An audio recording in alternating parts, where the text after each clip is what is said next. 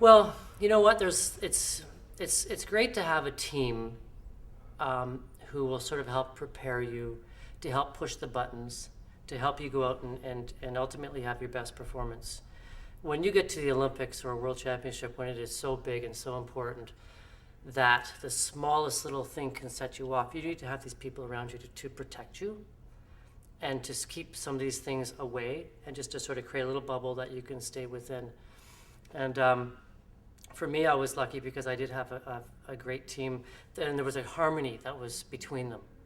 And everybody that was part of this team were there for my best interest. They wanted me to skate my best and do my best performance. And they weren't in it for themselves. They were out there for me and to protect me and to send me on my way.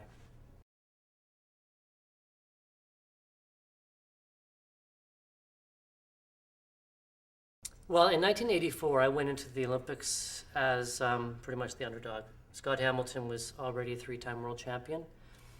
I was going in to the Olympics, I was third in the world. So I was just, looking to get on the podium. But I actually gave Scott a good run for his money. But it was kind of interesting because I went in as the underdog. I went in just sort of going, wow, my first Olympics, this is amazing. And then in 1988, I already knew what the Olympics was about. I knew to be a world champion, what that was about. And to go in and have the Olympics in your home country, it just magnified this pressure. However, I knew that was happening. I knew the Olympics were in Calgary. I knew the pressure was going to be huge. And I knew that everybody would be watching me and watching Brian Boitano, the Battle of the Bryans. So we prepared for it. That was that team. That's why you have to have these people around you to sort of say, this is what it is. Let's deal with it. But the Olympics in Calgary was, even though in 84 I won the silver, in 88 I lost the gold. That's sort of the difference between those two events for me. However, but having the Olympics at home, it was just incredible. And to carry the flag into the opening ceremonies was just unbelievable. My feet never touched the ground as we walked into the stadium. And it was one of the greatest honors as an athlete you can ever achieve.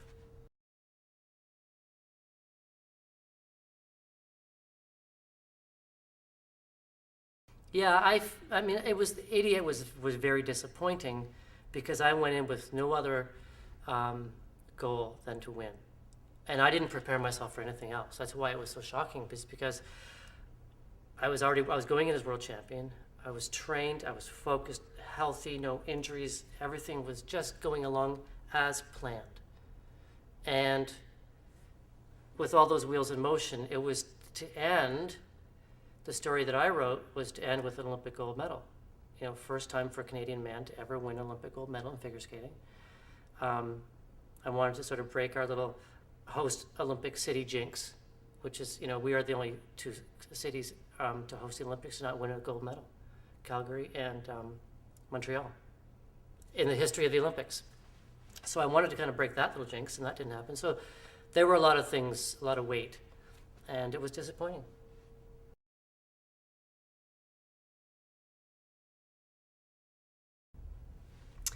I think the expectations were very fair, and had people not been focusing on me, I would have been wondering what's going on. I liked it. I liked having everybody looking at me. I mean, the script was perfect. It was just perfect to go in as a world champion, to be chosen to carry the flag in the opening ceremonies, to be third in the compulsory figures. I mean, that was like, now I've really got a fair chance at winning this, to win the short program, Like Brian Boitano and I really followed the script beautifully, and it made for great television. It made for a great Olympic moment. In Canada, they did a survey, and they said, this was on the CBC, that they polled everybody in Canada to ask about the most anticipated sporting event in the history of sport, and they said it came out the number one was the Battle of the Bryans. So that was pretty cool actually to have that. And Brian and I were just talking about that a minute ago, actually. So we wrote the script and we followed it. I had a different ending, of course, but that was my Calgary thing.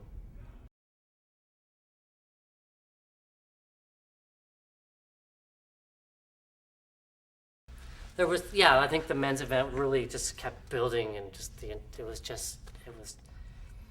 was some drama, and it was good skating. That's what it really came down to. It was just about good skating. And, you know, Brian didn't win because I messed up, you know, and it just, we both really sort of did our thing, and we gave the fans an awesome show.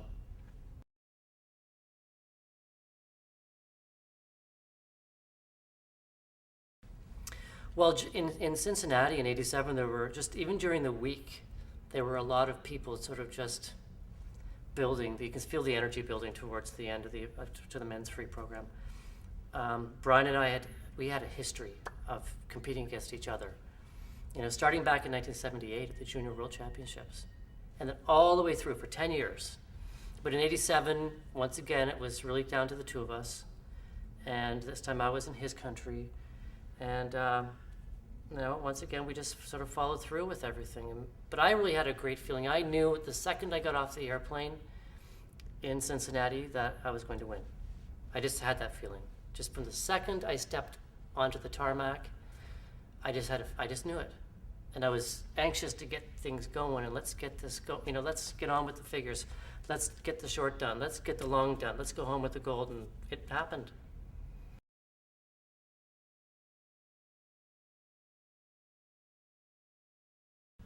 I believe the figures should be in. I think there was an issue about judging, because they can sort of categorize people without the world knowing how the figures were. I feel my figures were a lot better than what I placed, and especially in 1984 when I was 7th in figures. I should have been much higher. In 1988 at the World Championships, I was 5th. I mean, that was crazy. You know, I laid out my best figures ever. There was some politics happening, and I was sort of victim of that.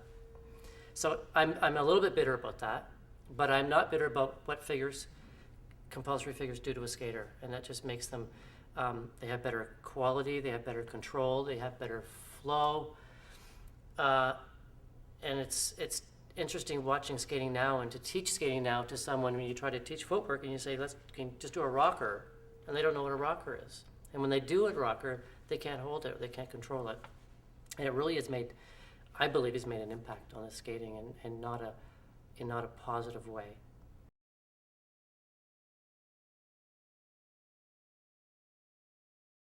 Well, the thing is, with being in a sport that you're being judged, the important thing for me was that I had to deliver the goods every time.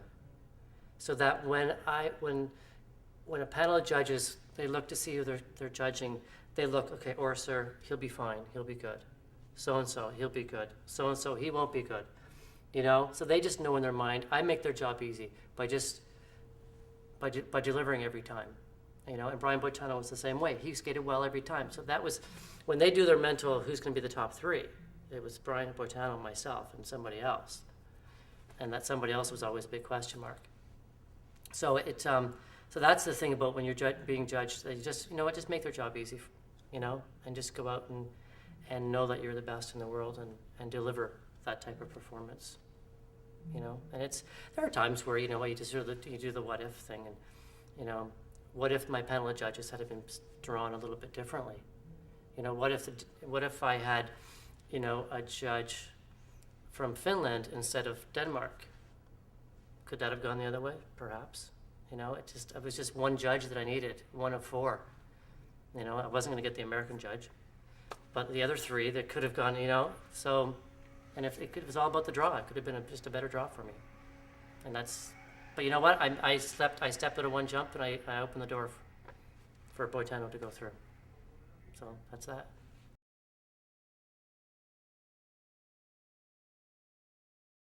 Okay, here's the thing with judging. I think the judges are under the microscope as much as the skaters.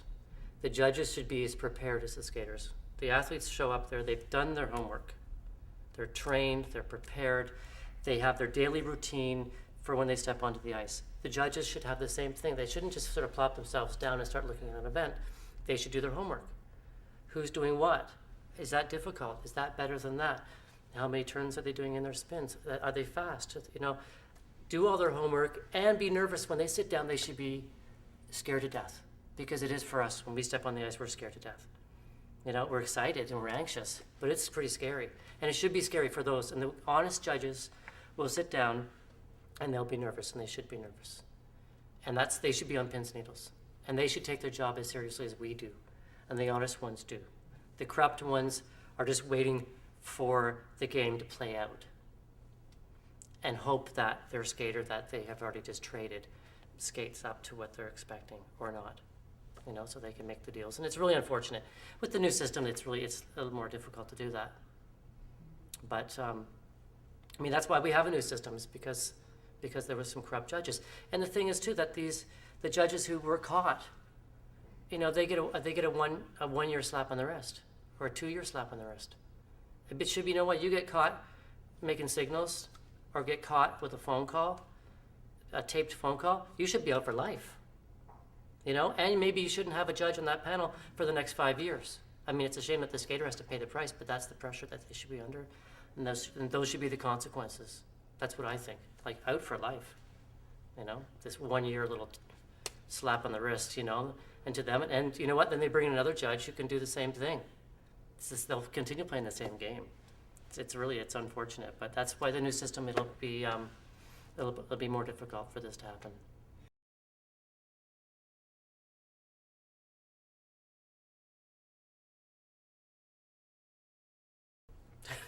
And she admitted to it.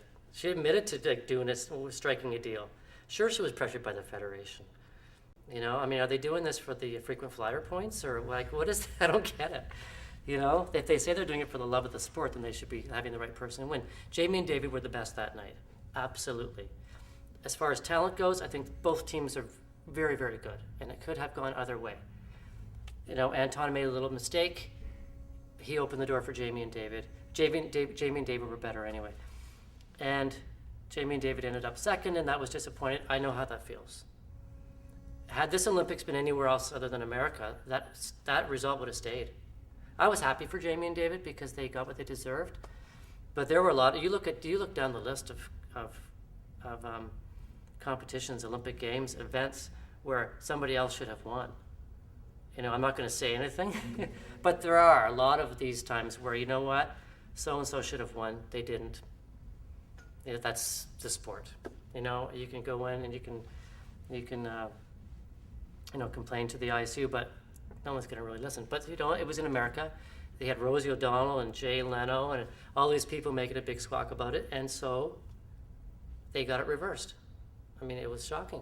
And had this been in Japan or in Europe somewhere where it wasn't prime time, it would never have happened. That's my feeling anyway.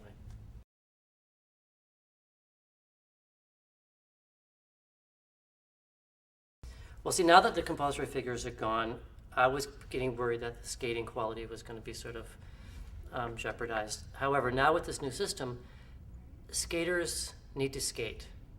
They need to have speed. They need to have transitions. They need to have balance.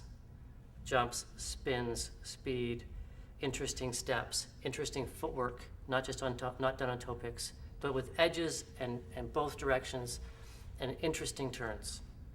You know, before there was a period there where they just got a check mark, footwork check mark. You know what? You could just go down the ice just doing brackets and you get the check mark. It'd be the same check mark as someone who's doing all this really crazy great footwork. So now the great footwork will get, well, level 1, level 2, level 3, you know, so it has a huge impact on the total score. The only thing that I'm not crazy about is that a judge is not accountable for a mark. So you know, stuff can still happen, and I think they're not under as much pressure on the panel, and they need to be under pressure, and they need to be accountable, and there need to be a finger pointed at one person. And I think the audience likes to boo, you know, the whatever judge, you know, like they used to be able to, you know, they always was blaming the Russian judge, the East German judge, you know, and it was kind of interesting for them to pick a judge and watch them and blame them. But now they can't do that. But skating, I think, is better.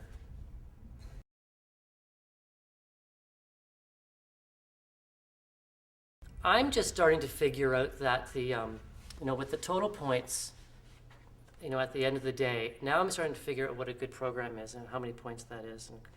And their personal best.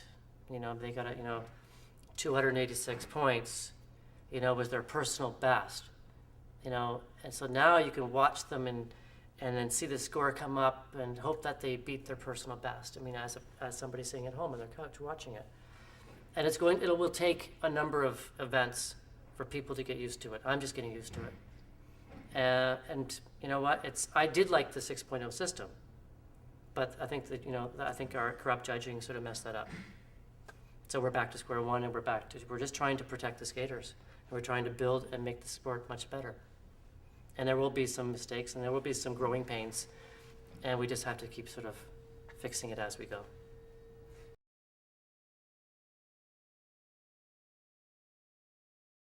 I loved getting my first 6. Oh my gosh.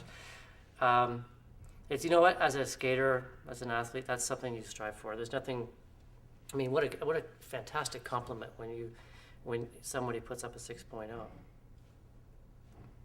It doesn't get much better. And this, and somebody on the panel saw you as perfect. And that was pretty cool. And then for me, it was, okay, I got 1.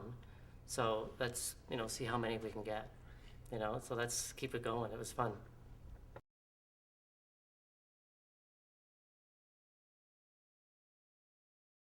I'm encouraged with the forward thinking.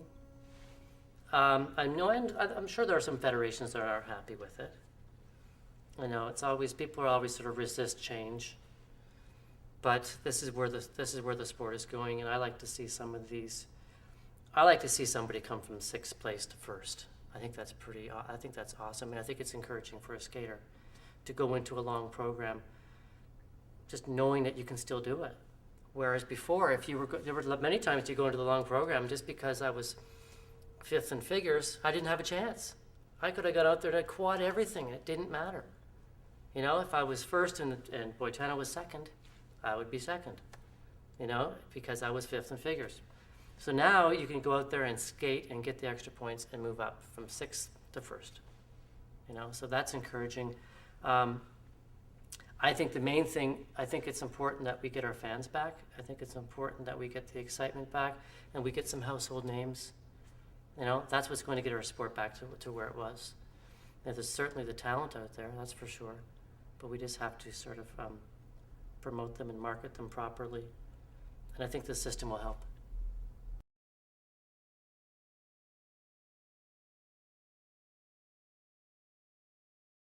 I think figure skating would be better off if it was on its own, definitely. We need to have someone that sort of is the leader of our union, skating union, who has been a skater, who knows the skating from every aspect, from the side of a judge, administrative, being on a team, not really being a competitor, but sort of working with the federation. That is the person who needs to lead and knows the skaters and knows what they want, and to help guide the direction of the sport, and unselfishly. It needs to be done for the better of the sport, and that's who needs to be in there. And I'm not sure if that person is there right now.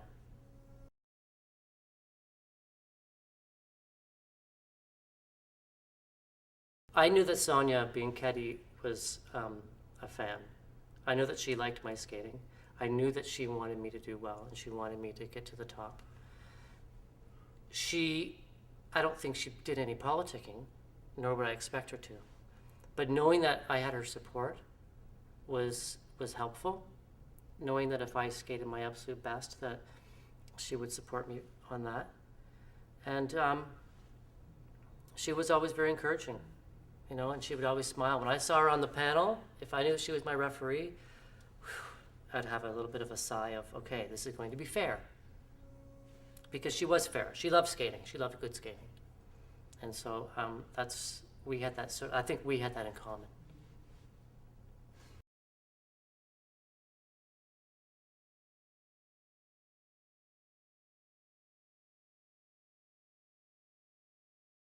I remember reading about that too, that she mentioned to the team leader.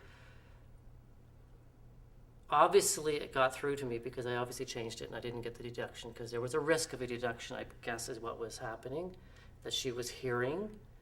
And I thought it was awfully fair of her to come and tell me, or to tell, whoever it was, and let us make the decision of whether we were going to keep it in or not, whatever it was. I don't even remember, actually, but obviously I did take the advice.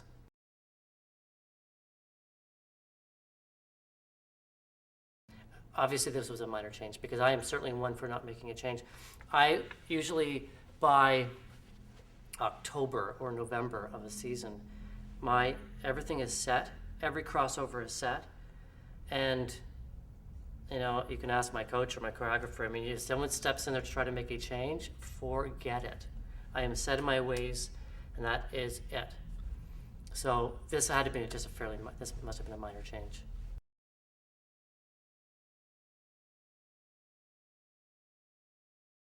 Yeah, I remember this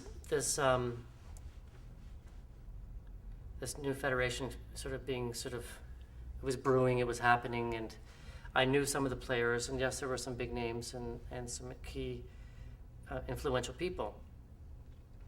I was just sort of a little bit, some of these people were burned by the ISU.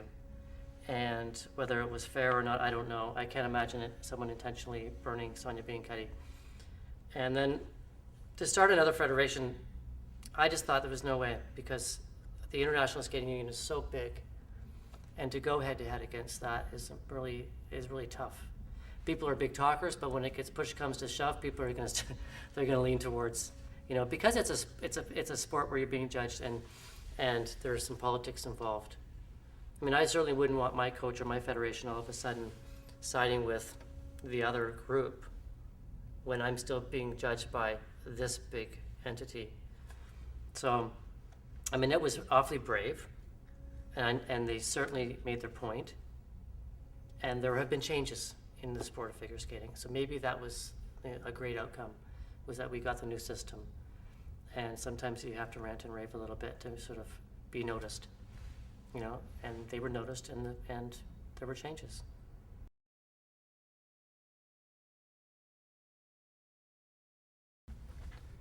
Oh, that's a really good question. I've never been asked that question, whether I'd want to work in the ISU. Do you know what? I mean, never say never. I've learned that. And I'm not sure. I mean, first of all, I just wouldn't have the time, and I would really have to have the knowledge and the preparation in order to go in and offer my services, whatever that may be. I'm not sure what I could offer them, to tell you the truth. I haven't. I don't know. I can't say honestly what I could do for them and whether I'd want to. But my first initial thing would be no. But I've learned to never say never.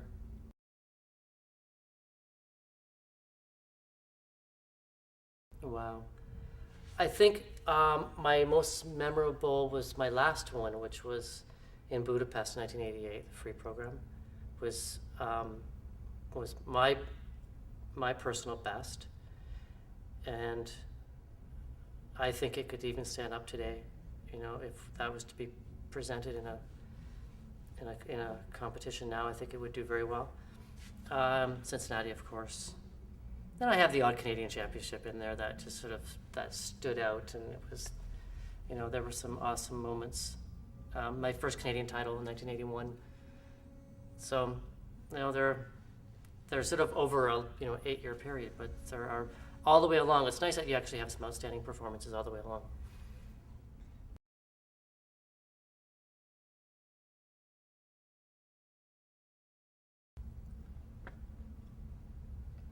You know what, to be honest, I was really so focused on my own thing. When I go to an event, if I go to Worlds or Olympics and Canadian Championships, I focus on my job.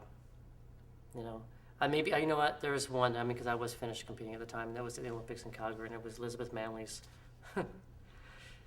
long program. It was just like out of this world, and it was just one of those amazing, amazing moments in our sport. Or in sport, period, really, that she came through with that. It was sensational. I'd have to say that's one of my favorites.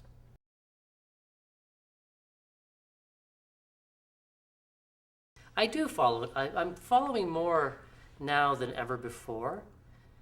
And of course, I'm always following our Canadian guys to see how they're doing, and they're faring quite well.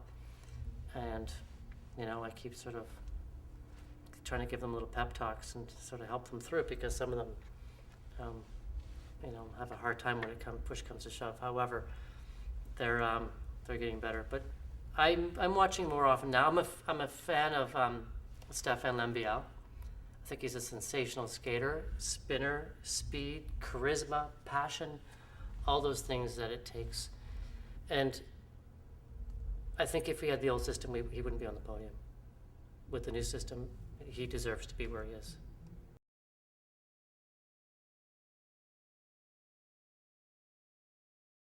Of course, it's the balance. It's to be really, really good at everything. He's a great jumper. He's an awesome spinner. He has the speed, and he has the versatility, and he's creative, you know, and he's not trying to pull one over on you. It's just awesome skating. And it's also just the charisma. You can see he loves to skate. He loves to compete. He loves to be artistic. He loves to be creative. And so when I first saw him about 4 years ago, he sort of was there, but never, you know, maybe trying to get in the top 10. All of a sudden, new system, boom, he's first. So that's what I like about the system, that the right people are coming up.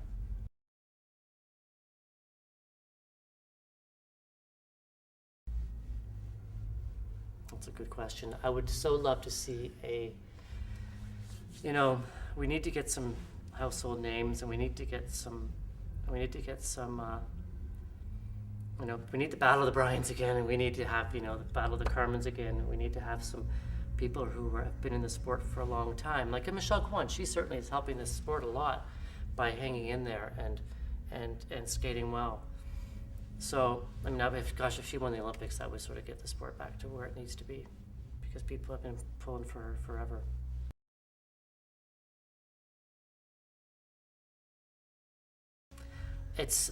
I don't know if she's, she needs to be willing to and give in to this new system.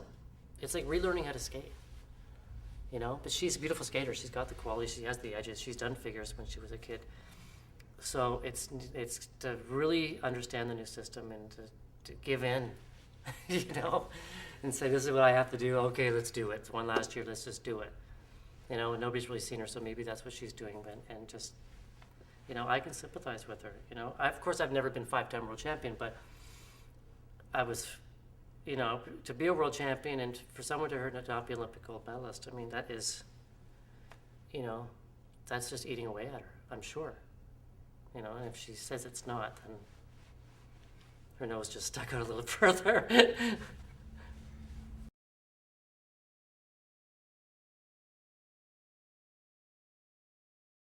Yeah, I think, well, like I said before, I think some of them are there just for the frequent flyer points. But, and then, some of them, there's a lot of glory to be associated with an Olympic champion. A lot of people like to sort of have their hand in that sort of, I helped them get to that particular spot. And yes, some of them do. But when you go out there, you're the one skating. When you go on the podium, you're the only one on the podium.